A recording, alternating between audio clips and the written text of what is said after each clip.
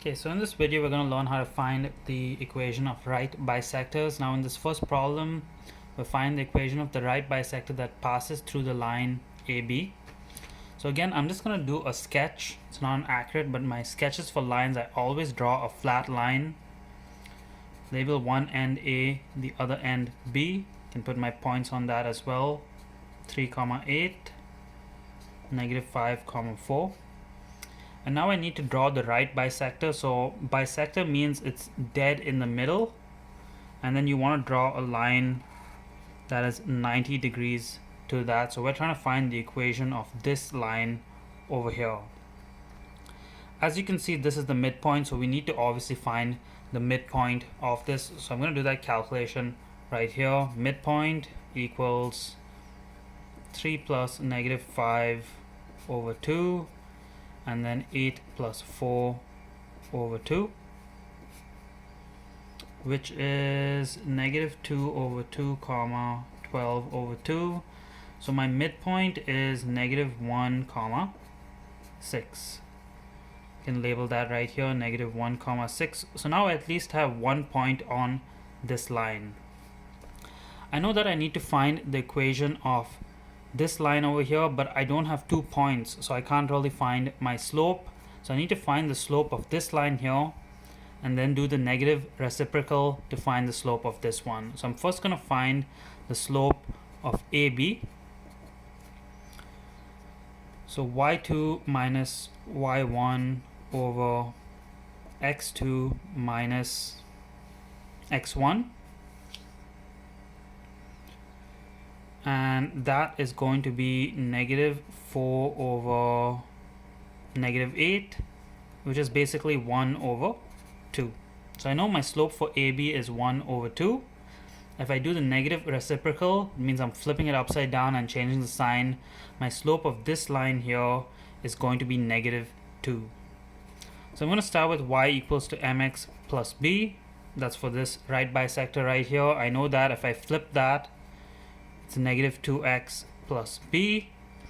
And now the only point I can sub in here to find b is this point right here, negative 1 comma 6. So I'm going to sub that in. 6 equals to negative 2 negative 1 plus b. 6 equals to 2 plus b. 6 minus 2, that's 4, equals to b. So my equation for the right bisector is y equals to negative 2x plus 4. I'm going to do the same exact thing for this problem right here. This is a triangle problem, but it's the exact same as finding the right bisector of a straight line. The only difference is the shape. So again, I'm going to draw the exact same triangle that I draw for median as well. It's kind of that triangle right over there. I always put the side on the bottom of the right bisector, basically QR in this case. That's what the question says. I mark the midpoint and then I draw a line going straight up, and that's the equation of the line that I need to find. We don't even need to mark P or use P in this problem. I'll label it there, but I'm only going to use Q and R to solve this problem because again, we do not need the vertex P. The set of steps are exactly the same as the line problem. I'm going to start by finding the midpoint of QR.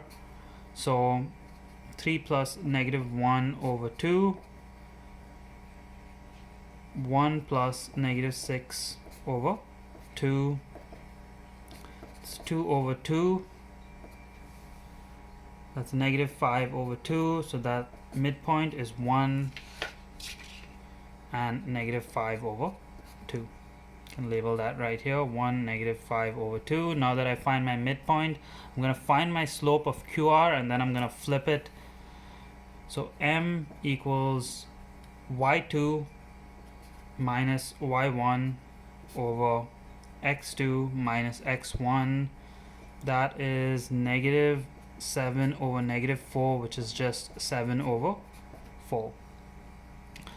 So now I'm going to do the equation of my right bisector. I know that I have to do the negative reciprocal for this m, so I'm going to flip this upside down and change the sign. It's going to become negative 4 over 7x plus b. Now the only point I can sub in is my midpoint. going to sub it in to find b. So negative 5 over 2 equals to negative 4 over 7 1 plus b. Negative 5 over 2 equals negative 4 over 7 plus b.